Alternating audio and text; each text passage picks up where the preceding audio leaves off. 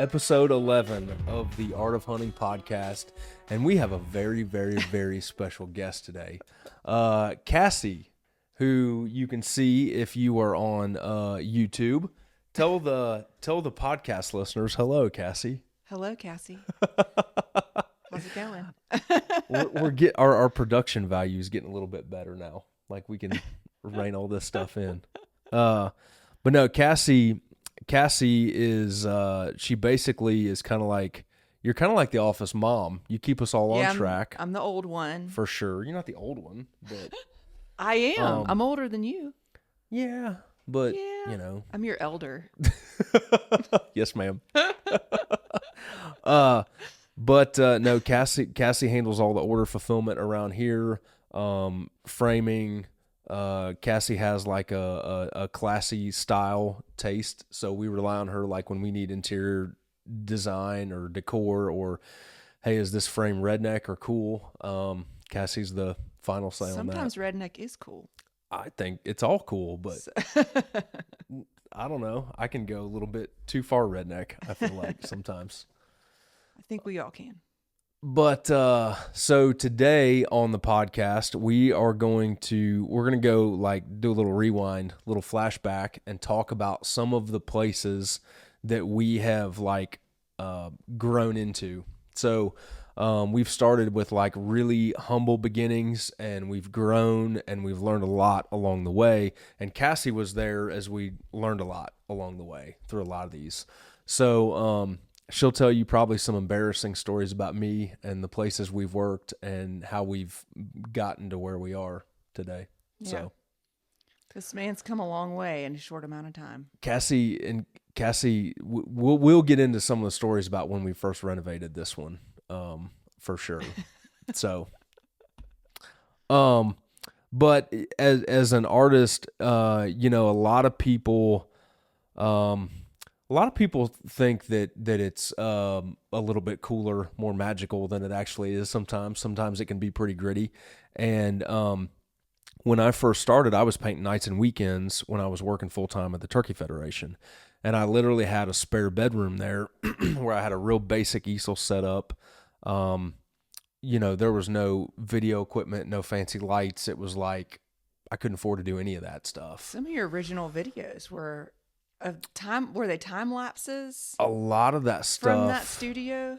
No, I didn't even know. This was back when I was working in Edgefield back in the day. So I guess those were after. Time lapses didn't even come until like 2015 or something like that. I just remember seeing some. Yeah, and you got a lot of traffic with those forever ago. So Kim and I were dating. We lived at in Cornelius at Lake Norman after we got married, and even then I was still a spare bedroom the whole way. And like what I would do is take down the lighting in the bedroom and put up like a ballast, wire a ballast in, and set the ceiling fan in the closet. Oh my gosh, probably with zip ties or something super ghetto. No. It would have barely passed inspection, but it would have passed. I used the little wing nuts, little electrical tape. And then, you know, I mean, Neil, so Cassie's husband, Neil, is like he's just a jack of all trades. Yeah. He's the man and a genius. He can figure out anything. So where there's a Neil, there's a way. That's our household saying. So like when people show me their stick figures, like their stick figure deer, that's what I am to Neil. I'm the stick figure deer to his masterpiece. Maybe so. I don't know. The dude can do anything. He likes to overdo it. But what I want to do is like do like a little history lesson before we got to you, and then I'm like literally going to let you take this whole thing over and tell all these stories. But Lord, I hope I don't squirrel too bad. But when we moved to Boone, I had a spare bedroom again that I painted out of, and then a little like side bonus room that had all our canvas and paper prints and stuff, which wasn't a lot. It wasn't a real robust lineup. We went from there, and actually my mom, I hired her out of retirement to fill print orders in Illinois. So then that's when we started going global right there. We had a remote office in Illinois. No, she would fill print orders out of the basement of our house, and then I was just painting and all that. We handled everything on email. That would have been our first like Squarespace e-commerce website, and she handled orders and customer emails, and I painted, and I was doing a bunch of design work then. And then Austin came on board, and he had an MBA and was doing some like office type stuff. And then that's when we launched the Growth and Maturity and all the paper prints. And that is where that kind of fundamentally changed everything. And from then on, we've had to go more of a professional, polished atmosphere. Yeah. So no more spare bedrooms and like bonus rooms. It had to be a little bit more of an office type setting with warehouse space. Yeah. But when Cassie came on board, we had bought a house in Boone that was going to serve as my studio and an office and warehouse. And it had an unfinished basement, and we ran a small Airbnb out of it to help cover the mortgage on the place. And those were days you look back and it's like, I can't believe we did all that. It was super ghetto.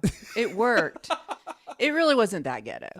It worked. It was fine. But it was just like, there were days, because it was like 2/3 of the basement was my warehouse, and it was unfinished. It was creepy, but not haunted in a haunted way. Like it was it was block walls.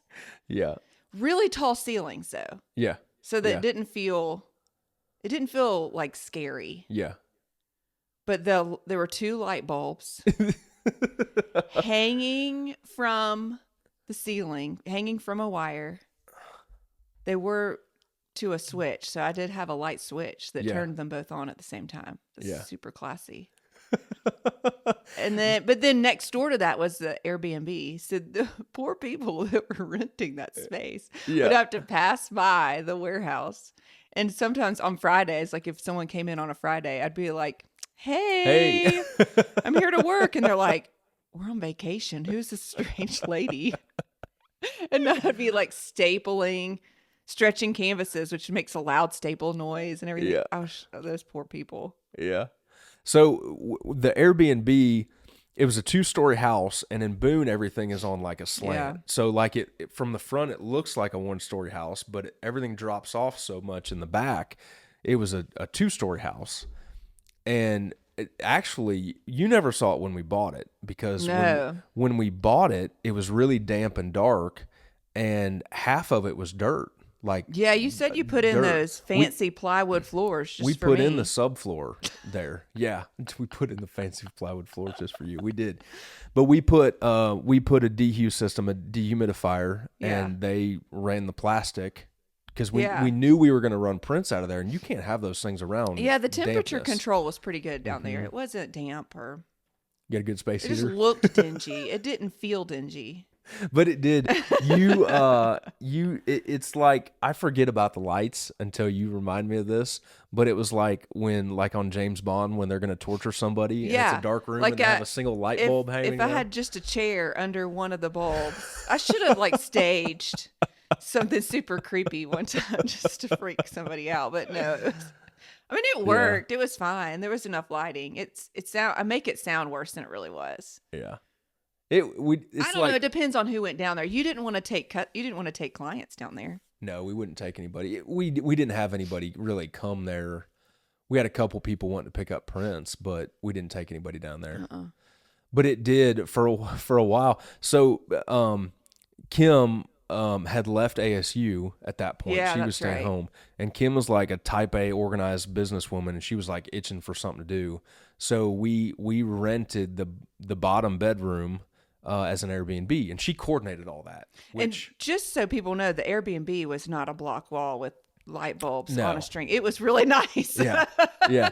No, it was nice, and I put like a little kitchenette thing in there. Yeah. We had the hot tub. It had a hot tub, and we had that deck. It was really built. nice. But the organization of an Airbnb, like communicating with people about towels and when they're going to arrive, makes my head want to explode. So, but we couldn't have people there during the week because there was no parking. There was barely room for 2 people to park. That's right. So I told Kim, look, you cannot have people here during the week. It has to be weekends only when they can rent, because we can't run that way. So sometimes they would get in.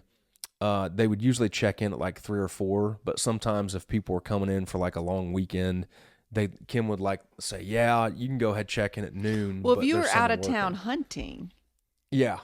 that's when she would book earlier, because she knew it would just be my car. Oh, And she would tell them, she's I sneaky believe like that. she would tell them, you can come in on a Friday. Yeah. I mean, she would only do it for like a day Yeah.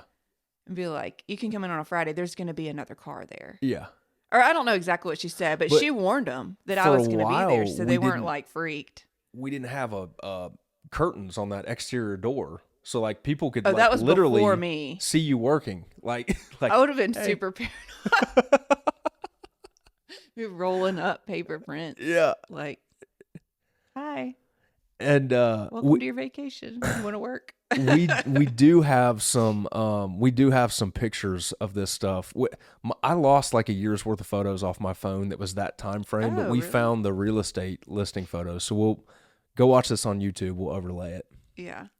So tell people how the print system worked, like like the orders, because we didn't have a UPS pickup either. No. So when I came in, we weren't as busy as we are now. Mm-hmm. So I can't remember like how many orders a day or anything, but we didn't have nearly as many framed canvas prints. And so we didn't sell as many of those, but it was mostly the rolled paper prints. And we had a different website and a different system. And we had the tubes. So they were in these long pre-printed round tubes. I don't know if you've saved any of those. I don't know if we have any of those or not. We should. I wish I we wanted could to save those. some of those just for history. But Yeah. anyway, and they took up the most space because, they're just these long round tubes. And we had them stacked to the ceiling, which when I say tall ceilings, it was probably 13 or 15 feet. Yeah. They were really high ceilings. Yeah. So we had tubes to the top. We had tons of tubes everywhere. And then to process orders, I had this long bench along the wall, and it was covered with floor vinyl, which sounds really weird, but it actually was nice because it was soft and it was durable. We got the good stuff at Lowe's. It worked. You do what you got to do, right? And then so I would roll them out and then to wrap them up, and then I would have to transport them to the local UPS drop-off store. Yeah. And when you're carrying 30 tubes at a time, it's like you can't just carry an armful. So I would try, and then so I'd put them in my car and drive them over. And they really hated me because they were just kind of like a drop off, and then UPS or FedEx or whatever would come and pick up the packages. And oh my gosh, like I'll never forget one day I had a lot of orders. I probably had 40, maybe 50. I don't know. It was a lot of orders.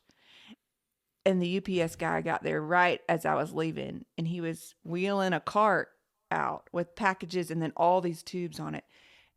And they start rolling all over. This is at a shopping center. And they start rolling all over the parking lot. And this guy is just cussing. And I'm like, I'm freaking out because I'm like, they're going to get damaged. Yeah. And he could care less, But Yeah. they're just like, oh my God. So I'm like running, trying to like help him with this. And he's cussing, who would ship these like this? And da da da. And I'm just like, pretending I'm this helpful citizen, even though I know it's me. Like, it was terrible. And then, so the people of the store, the drop off, they were like, you've got to do something about this. We're getting complaints and we're not going to be able to accept it. They got kind of fussy. Yeah. But then, so I started bringing them in trash bags, Yeah. which sounds ghetto. But anyway, so I carry them in trash bags from that point on. And then,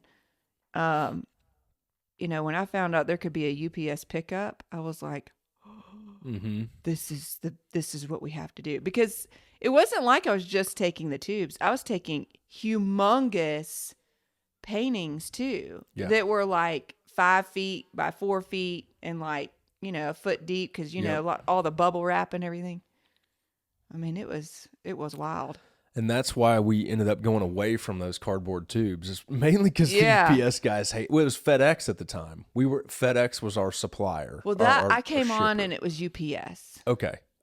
Well, that's right. Because Or when maybe Austin I made was you here, change to UPS because I didn't like FedEx. when Austin was here, that was one thing. And again, we figure out so much stuff as we Shipping as we is grow. so complicated. But what happened was there was some funky like glitch or an extra fee or something crazy that was going on in the background that we didn't know, and FedEx didn't tell us about, and we got a bill for like $5,000 or something for something with FedEx. Yeah, and it was like an extra fee. Shout out to FedEx. Yeah. Love you. No, it was like an extra fee that wasn't there with UPS. But we didn't know we were paying it, and then we got dinged with a bill at the end of Christmas season for like $5,000. Yeah, or something. it was something no bueno. funky. So we switched over to UPS to avoid that. But the reason we went to the triangle tubes was because of that. Is they were that a disaster. and storage. That and storage because they store flat. Yes. So the triangle tubes store flat now. Remember that time you and your dad was in town and he helped you go pick up a shipment of tubes? They would ship how many tubes at a time would we order? It was, I think 1,200. 1,200. I was going to say 2,000, but it was a lot. 1,200 was the minimum. We probably did get 2,000. But remember you got them and the boxes fell apart, and you and your dad on the delivery had to I can only imagine, had to chase all these tubes everywhere and then bring them in and try to package them back up. So what happened was we didn't. So in Boone, there's a lot of like side roads and the hard roads and curves. It's rare that you can get an 18-wheeler anywhere else except the main roads. So we would have to meet them somewhere, and we were meeting them at either Charleston Forge or Carroll Leather Goods, that little shop that they had. Right more of a warehouse, yeah. not the main deal. Yeah, and. So these tubes, they can't lay flat. So they have to, like if you've driven down the interstate and you see a bunch of pipes on the back of a semi, they have to sit like that. They have to stack kind of in an alternating deal. Well, they would come in 1,200 at a time was the minimum order we could do. Yeah. Because we had to get them custom printed, and that was the minimums. And they would come in at least 3 pallets, and the pallets were saran wrapped about 6 feet tall. And I think you said you had pictures of one of those, so we'll have to put that I have one in Neil's truck, but it was just one pallet, so we'll have to post it. So they'd come in 3 pallets. Yeah. We typically only had 2 trucks, so my truck, Neil's truck, or my dad's truck, or whoever was around. So they would take the pallet right off the 18-wheeler into the bed, and then do another one into the bed, and then typically we had to leave a pallet in the parking lot. Yeah, and then go run back over to Owens Drive. You had to cut them apart. Well, then you had to take, it's like pipes, you had to take those things, go around the basement, and then inventory them, and then you're hustling to get that first one done so you could go back and pick up the other one. Well, the other one's now on the ground. You can't lift the pallet. You have to unpack it. Break that one apart. Kim came a couple times, and we would unpack and put it in her car. We would have tubes was like shoved in the back insanity. of SUVs. It was crazy. It was so inefficient. Can't believe we did that. And literally, that was like, this is awesome. We have custom tubes. And I'm we thought it was cool. And I'm like, there's got to be a better way. This is ridiculous. There's got to be a better way. That's a total dude and a woman. They're like, isn't this awesome? My art's on a tube. And I'm like, this is not awesome. Terrible. This is not awesome. They look cool, and our customers will be super excited. But this is not cool. The biggest hiccup we had. I don't know if you were there yet for this. But this is totally I can imagine Neil looking down on me for this because this was a total engineering fail. But what we had to do is I had to take a couple of 2x4s. I'm drawing this for those of you on podcast. I had to take 2 2x4s. Hold it up for the camera. Oh, sorry. I had to take 2 2x4s, and I attached these to the floor joists on the ceiling above. Yeah. And then I had to nail these in or screw them on the bottom. And then we would just fill this with tubes, like a bin. Yeah, it was just like a floor to ceiling bin. Like a bin sort of. Yeah. But it was just like. And the tubes are inserted. I'm trying to think of a visual people would be able to understand. But you would stack them flat and you would insert them and the wall would be on the back. So it's kind of like a bin at Walmart of something. And then you would just take them apart. Yeah. Kind of like a Tetris or a Connect 4, like that Connect 4 game. It worked. Well, the first time I ever did it is I didn't account for the weight of those tubes. Oh. And I was thinking, they're just cardboard tubes. They're light. So I toenailed in the 2x4s into the subfloor on the bottom. And we got an entire thing filled. And the toenail failed. And these 2x4s kicked out on the bottom. And tubes went all over the basement. I would have cried and gone home. That was not with me. I would have been like, I gotta go. Everywhere. I'll be back in the morning to deal with it.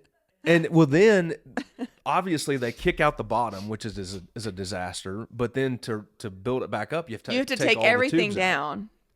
And then I took another 2x4, screwed that into the subfloor to kind of bracket it, to kind of brace it, and then it worked again. Yeah. But it was like a total engineering fail. Like Neil would have been in the corner just looking at me, like shaking his head, like, "Dude, you're an idiot." He would have stopped you ahead of time. I don't know. He might have maybe, or he would have watch. If you would have listened to him, he would have said it. If you weren't going to listen, he would have just watched back. He's like, yeah. Sat back and just laughed. Let's see this. Just like, he would have been like ready, waiting. Why don't you go play with your crayons and leave the construction to me, son?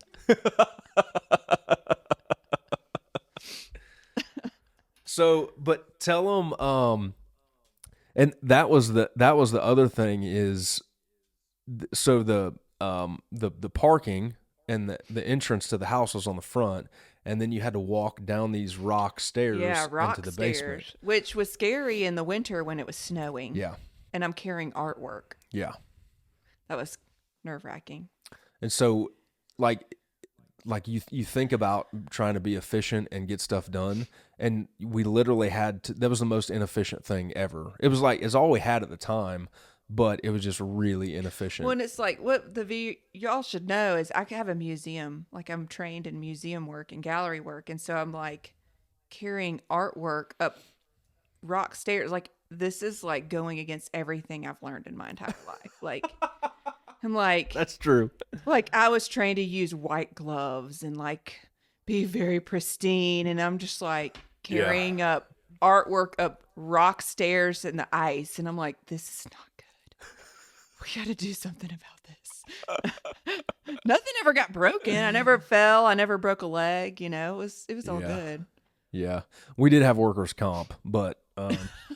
You would remind me that. Yeah. It's workers' comp. You'll be fine. I'm like.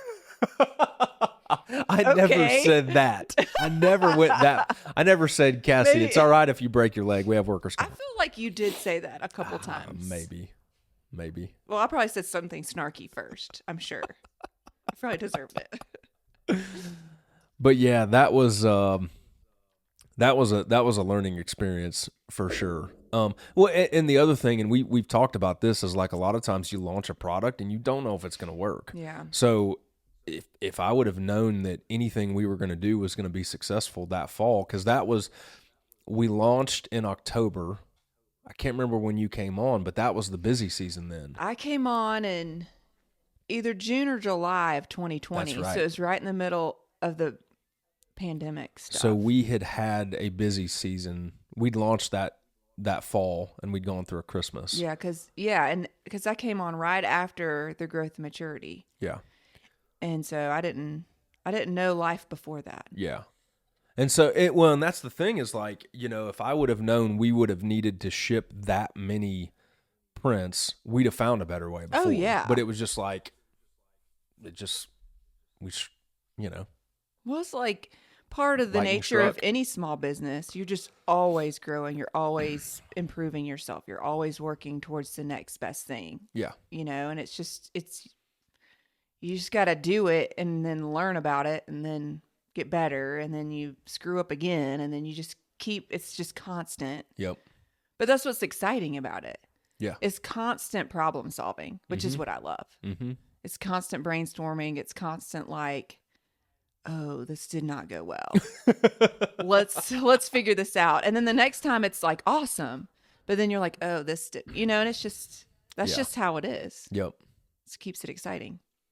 Yeah. And looking back, I really, I don't know. You look back and it's like, I can't believe we did all that. I mean, I was scrubbing toilets in the Airbnb at the same time and like doing the chemicals in the hot tub, and you're down there rolling prints and, I mean, it's just, man, we were bootstrapping for sure. It was interesting. It was fun. But the one thing I was telling Madison this morning, she never saw the place. We'll have to do a tour. You have to go by it one day. You think they'd let us in there? I wonder if they've finished that basement. It's a rental. It's another rental. Oh, okay. So when we bought the place, it was a VRBO, and a woman from Charlotte owned it, and she would rent the whole thing. But you want to talk about hood, like the hot tub thing was like repurposed like old construction materials. It was like a shed. It was like picture you have an outhouse and you just rip the front door off and stick a hot tub in it. That's what it was like. It was bad. And it was starting to get rotted. Did you rebuild the structure? Yeah, we tore it down. Oh, it looked really nice. We tore it down and had that deck built for the hot tub to put on there. But I'll have to show you pictures of that. You wouldn't believe. That thing was grungy. So we built that deck there. We were working in the upstairs. I've got another funny story too about that. The warehouse and the Airbnb was in the downstairs, but it backed up to like a 200-acre park. Oh, it was great. So I would go buy corn and dump it out right out the back door by the hot tub, and people would come up in the city to like visit Boone and go hiking and stuff, and they literally thought that was the coolest experience of their life, is watching these does. Yeah, because the deer would just come right up to the house, and they'd watch me carry packages. And I was telling Madison earlier, I was like, they weren't afraid of me, but then they'd see me with this giant box, and they'd be like, "What is that?" And they'd kind of run off. Yeah. But they didn't want to leave the corn, so they were just kind of like. Corn. But they'd sit there and eat corn like 15 feet from the hot tub while people are in it, drinking beer and stuff. And those people from the city thought that was the coolest thing they'd ever seen. Yeah. Love the reviews. I thought it was cool. Yeah. I see deer all the time. But we had Kim got COVID. I remember that. When she was one of the first one of our whole friend group to get it. And she'd had it for like 10 days. And she did okay, though. We didn't change anything. Like, there's no doubt I was exposed to it. I never got it. But Rhett and I went to like quarantine over there. But like, we'd been around Kim for at least a week when she had it. So there's really no point doing it. But we had to go quarantine over there. And we just miscommunicated. Yeah, I just wasn't allowed to come upstairs or something. Well, there was people staying there. And we forgot to tell them that there was somebody in there. And me and Rhett were trying to like be quiet and tiptoe around. Well, Rhett ain't going to tiptoe anywhere. So the people that were staying there were messaging Kim like, there's not supposed to be anybody here. There's someone else in the house, because we had to go quarantine there. That's hilarious. So, but I mean, everyone was so paranoid then too. Credit to Kim. Like that place got nothing but great reviews and did really well. She was a rock star with that stuff. Like she was made to run an Airbnb. Yes, she is. Yes. 100%. She loved it. She loved it. So, we went from there, and we knew that we needed more. We needed more space. Like, I was outgrowing painting from a spare bedroom. We had to get the warehouse situation figured out. Yeah. So we were actually looking for commercial space, and I looked at a variety. No, you were going to renovate the basement first. We were? Yes. You had what's his face come over. And that's right. You were going to renovate, you were going to finish the walls and actually put in a ceiling and real light bulbs, real lights. I don't know why I can't get over the light bulb thing, but it's just like that was you were going to like make it legit, you're going to put in real stairs, like you were going to like upfit it so it was like safe. Well, the stair part. Shout out to OSHA. Sorry, a little dramatic there, but safe. No, you were going to get rid of all these plans, and then all of a sudden you're like, "I found this property," and I'm like, "What? Okay, here we go." That's a little safe is a little dramatic. You were going to get rid of the asbestos and the lead pipes and the rats. Yeah, that was totally dramatic. There was not like lead paint. I was being dramatic. You were going to buy a rat trap to get rid of the rats. And you were going to euthanize the rabid raccoon Joe in the corner. But no, you're right. Because we were like, okay, we couldn't find a commercial space. So it's like, well, what if we just pimp this place out? And then the place we're in now. Yeah, you found this place and it was like, you got to get it. Yeah. So this place is 8 acres. It's got a 4,000 square foot building next to the house. And so we decided to go all in and renovate this place. It was the perfect setup yeah. for you and your family. Yeah. That's the biggest and I was happier because it's closer to my house. Yep. Yep. So Cassie's like a country girl and lives out here and is totally cool, you know. Small town girl that married a mountain man. Yes. So I live out in the middle of the woods. That's an adjustment. Yeah. By the way, we're talking Neil up a lot on this podcast. We need to cut him down I didn't think I was going to. I do talk about my husband a lot. I really like him. He's cool, dude. Yeah. He's going to listen to this. We should get Neil on the podcast. He's going to be too smart for that everyone. He'll just talk about how he got this from you. Because this will launch into this warehouse. So when Ryan moved into this place, it was filled. It was like full. Yeah. Like you bought it with everything in it, except for like the plane that was here and like a motorcycle. And so there was all this like metal and equipment and all kinds of stuff. And Neil was in hog heaven. Yeah. I mean, hog heaven. He's like, he better not just give this stuff away. This is worth a lot. Like, okay, so he would do odd things for you just to help, and then you'd be like, get whatever metal you want or get whatever. Take whatever you want, dude. And he'd be like, is he serious? He's still building stuff out of like metal that was from here. Yeah. At one point you had some sort of flamethrower thing. I don't even know what it was. Neil uses it. He loves it. Yeah. He's always like, I got this from your boss. I'm like, okay, that's cool. Yeah. Well, the dude, there were two guys that lived here. One, I think he did body work for NASCAR. Not NASCAR, but Neil knows the story, of course. Yes. My husband's a mechanical engineer and he loves cars, everything cars. So I think he built engines. Yeah. So he specialty custom engines.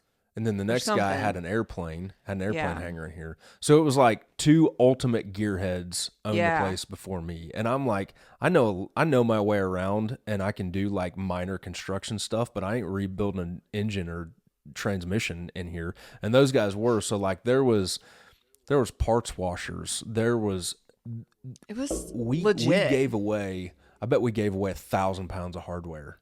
He had like a whole room of just nuts and bolts. Oh yeah, lined, and it's like, dude, and really organized. Yeah, I'm never going to use all these nuts or bolts. 18,000. It was like walking into a little general store. Yeah, but a little hardware store.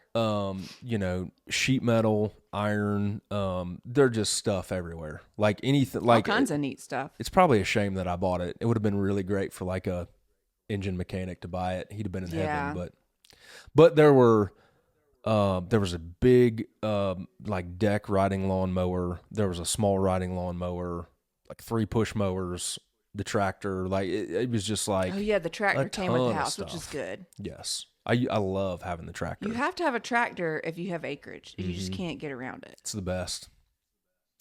So, but yeah, Neil would come over and help us out on stuff.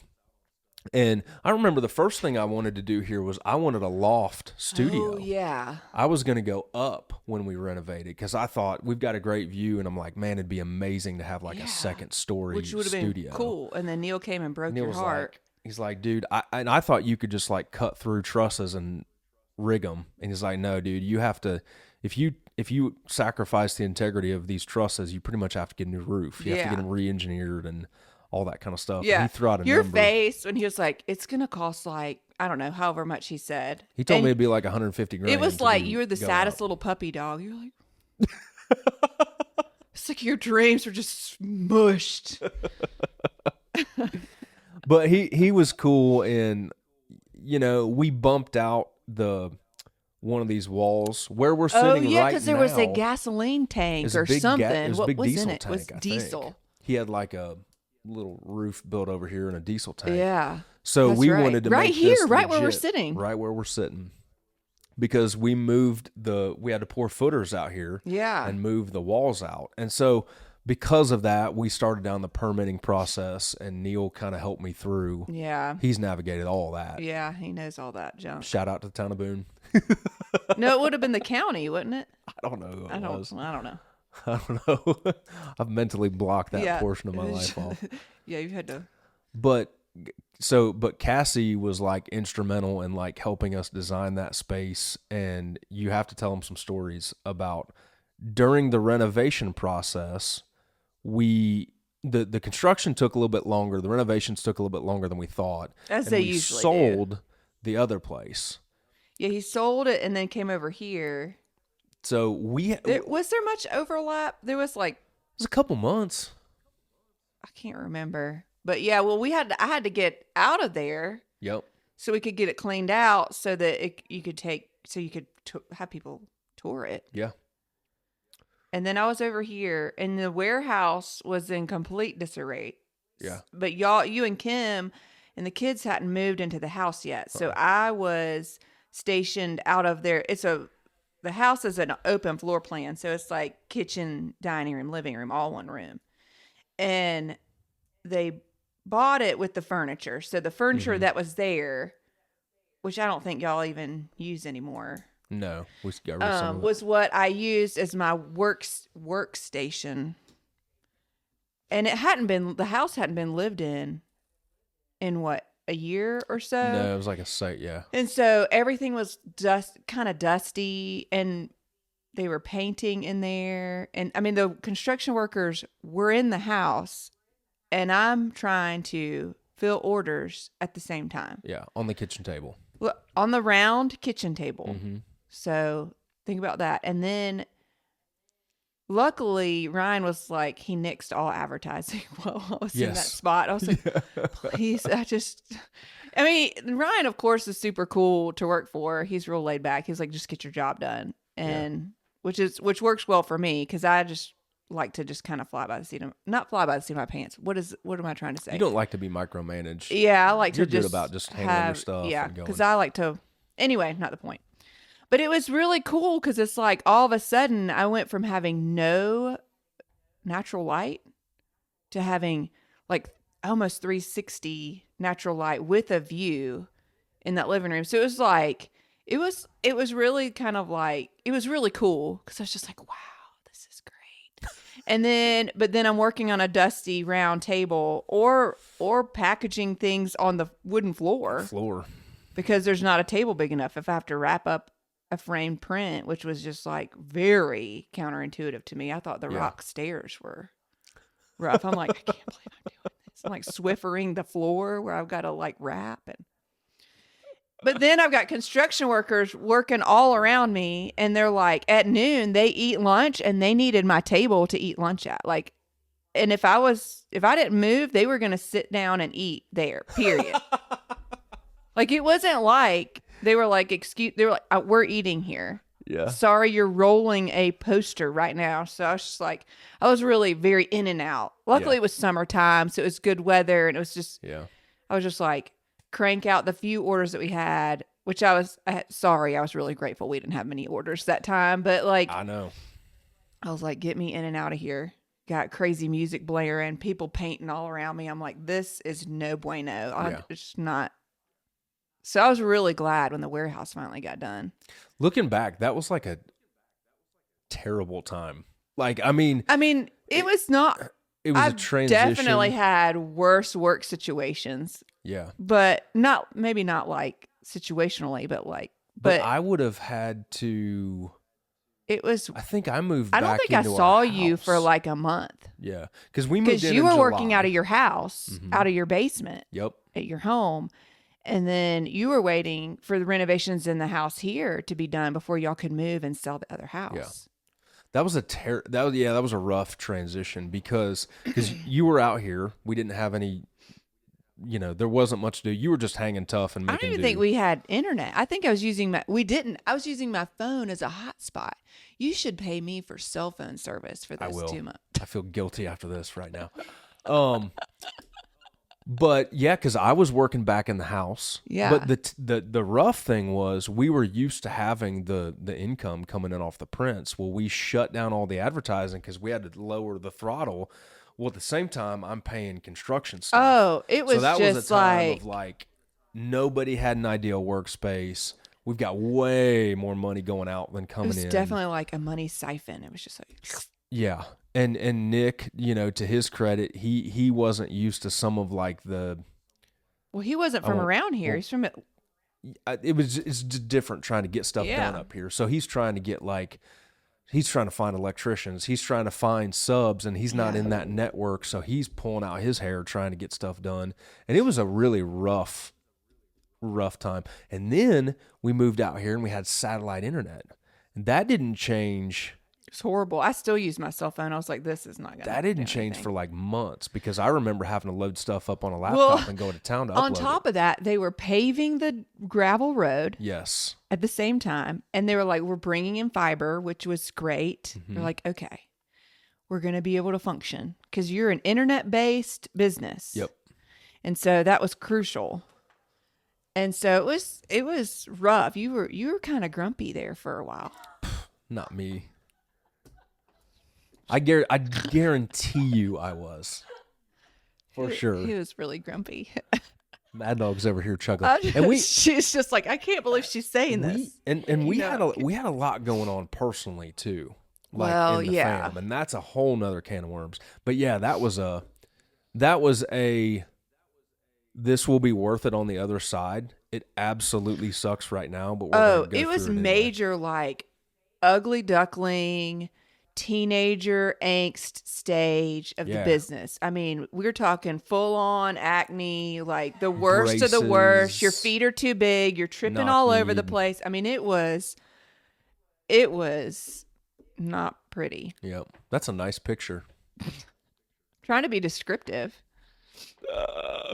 So there was a phase there where, and I tell people this all the time, like, I know. Cassie just hung tough with us because it's like there's nothing I can like offer you that other than flexibility. No, like, you were great. You were great because it was summertime. I'm like, I'm going on vacation. You're like, whatever you want. Yeah, whatever you want. Okay, bye. Yeah, it was not. We're going camping. Okay, have a good time. Relax. Oh, but no, we should. But like. All of your prints, I shouldn't say mine. They were yours. I was just in charge Now she's really over-exaggerating. But they were all in this like garage part of the warehouse that was not getting renovated. So along with all of your office stuff. Our whole life. Hunting stuff. A ton of your house stuff. Mm-hmm. All your hunting stuff. And it was just like all piled up. Obviously, because it's in boxes and whatever. And so I'm trying to fill orders and I pulled out. I feel like Home Alone right now. Like, I mean, I pulled out as many things in advance as I thought I might need over like a 2-month period. You're guessing. Mm-hmm. But inevitably by the end of it ended up being like 3 months or however long. Like, I need to get more stuff. So I'd have to crawl. I don't know about crawl. I am getting dramatic. I'm getting too excited. I've had too much coffee. And so I'd have to navigate through all the boxes, trying to find prints I needed and get the boxes out and it would always be underneath a huge stack of stuff. And I mean, it was wild. I'm remembering so many things having this conversation that I literally blocked out of my memory. But I remember it now because PTSD. We had that area out there. I don't think it's probably 1,500 square feet of just freaking crap, like stacked 5 feet tall. No, it was not crap. It was all nice stuff. Well, yeah, but it was just. But it was stacked and just like it was stored. Yeah. It was stored. It was storage. It looked like somebody backed a U-Haul up and just unloaded in the moving process. It was just and like, moving sucks. And anyway. every time I looked at it, I would feel sorry for all the artwork in there. Like, I'll get you a box soon. I'm sorry. It's just like, it's just like, I don't know. Yeah. It's hard. Especially when you want, like, I come to work, I want my workspace to be organized and like everything to be in a place. And it was not like that. Yeah. For a long time. It was, and we didn't finish, they didn't wrap up the construction till like late August, September. I don't remember. So I was even working out of our bedroom. Even when you moved out here, I was working out of our bedroom. You were working out of the bedroom. Because we didn't have a spare bedroom. Because you were like, Cassie's space has to get done first. Yeah. We needed that. And so we got my space done first, and then they worked on your space. Yeah. And the reason we did that is because we had to turn the volume back up on Princess. Yeah. Turn advertising. Well, and it was on. like about to be fall, which is our busy time. And it was just like, we can't miss out on that. So. Man, what a time. But now, and even since that, it's not like we get in a new space and everything's flawless. We still have to figure stuff out. We still reworking stuff, and I think it'll always be that way. I mean, I think as the company grows, which I think will for a while, I think we're out of the ugly teenager stage. Yeah. I hope. I don't know. But I mean, maybe we're in a fat college stage. We're like, we got the put on a freshman 15. Not quite there yet. We need to graduate, get our life together, and lose a little bit of the college weight and get a job. Then we'll be rolling.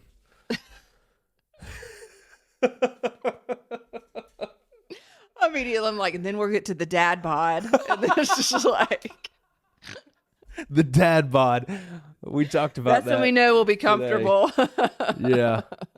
Then we'll be sitting in a rocking chair one day in Boone. Complaining about having to fix things. Talking about all these young kids and their stupid art. But I feel like if there's anything that we could have changed now, and it's still kind of a pain in the butt, but when we get orders of frames in, U-line, anything freight, we still have to go meet them somewhere and put it in the back of my truck and come out. And Neil's figured out how to fix that. Did I tell you? How? You got to cut some of those trees down so the 18-wheeler can make that turn. You think they really could? I don't know. I'm concerned about this curve halfway out here. Oh, down the road? Yeah. I don't know. Yeah. If we probably... That would be so huge if we could get 18-wheelers out here. Yeah. We are not in any plan anytime soon, but I feel like the next phase would probably be a retail location and like a warehouse space in town. I don't know if we'll ever get there. I don't know if maybe. I don't know. Part of it or not, but and people people have asked me all the time, oh, do you have a gallery? Do you have a studio space? Yeah, because people want to see your stuff in person. It's like it's got a different. It's hard to tell what things look like online. Yeah, and when you see it in person, you really are you realize how amazing it is. You're just like, wow, that's really amazing. It just doesn't, and this is true with any artwork. It just doesn't come across well online. And I just, there's a lot that's involved in having a retail space, especially a place in Boone where it's like a tourist location. Yeah. A lot of weekend traffic and seasonal traffic. And, I equate it to running a restaurant. Like, just because you're good at cooking doesn't mean you need to have a restaurant, because your life is devoted to that restaurant. And I don't know. I wouldn't want to be at a gallery during the fall. I want to be deer hunting, and stuff like that. So we could work it out some way, and we still might, but maybe. I don't want to be in charge of it. Oh, come on. I was looking at you like, you want to run a gallery, Cassie? Been there, done that. No thanks. So we're kind of in a good groove, I feel like, where we're at right now. It feels pretty solid. Yeah. The growing pains now are like new products and new people rather than new locations. Yeah. We finally have the location pretty well dialed in. Yeah. So no light bulbs hanging from ropes. One day I'm going to come in the warehouse and there's just going to be a light bulb hanging from a wire. Yeah. As a joke. We'll do that for your birthday or something. I don't have a birthday.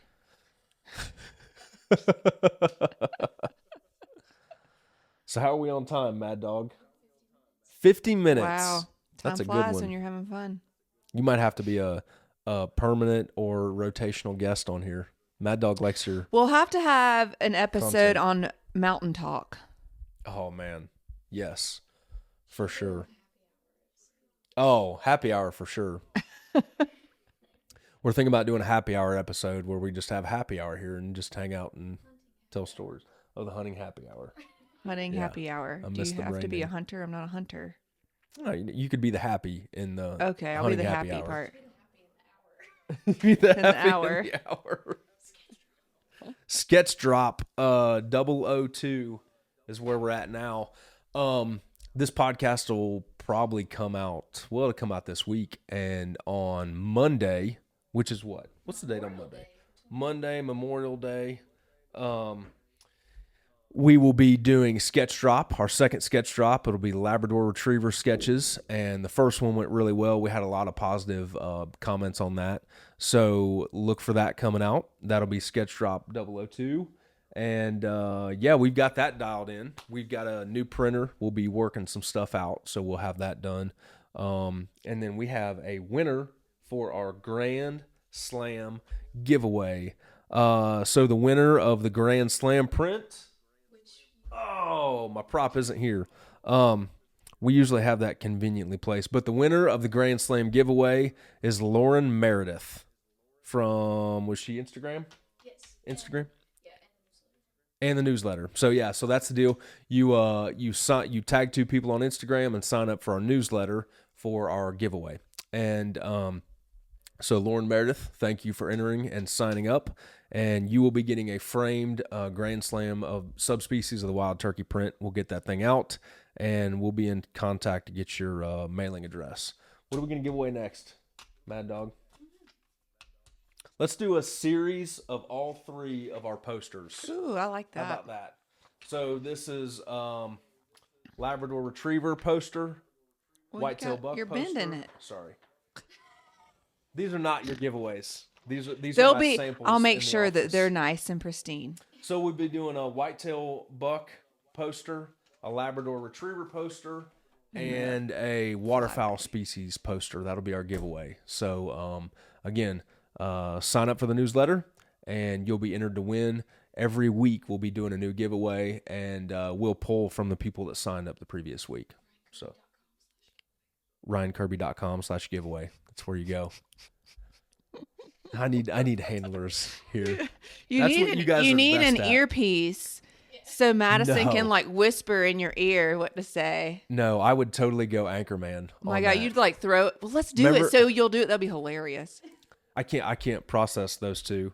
I would be Anchorman, where he's like, "Dang it, who put whatever on the teleprompter? Don't you know he reads whatever Yeah, you put they on put there?" a question mark instead of a Yeah, period. yeah. And he is like, "Goodbye, San Francisco," instead of like "Goodbye, San," whatever he says. Yeah, So it'd be Yeah. I'd be like- RyanKirbyArt.com. yeah. I'd be like, "Hey, don't forget to tell them about the giveaway on the podcast." But that is episode 11. We are in double digits, and thank you guys for being here, and thank you, Cassie, for being Bye. here. Till next time. Yep. See you next week.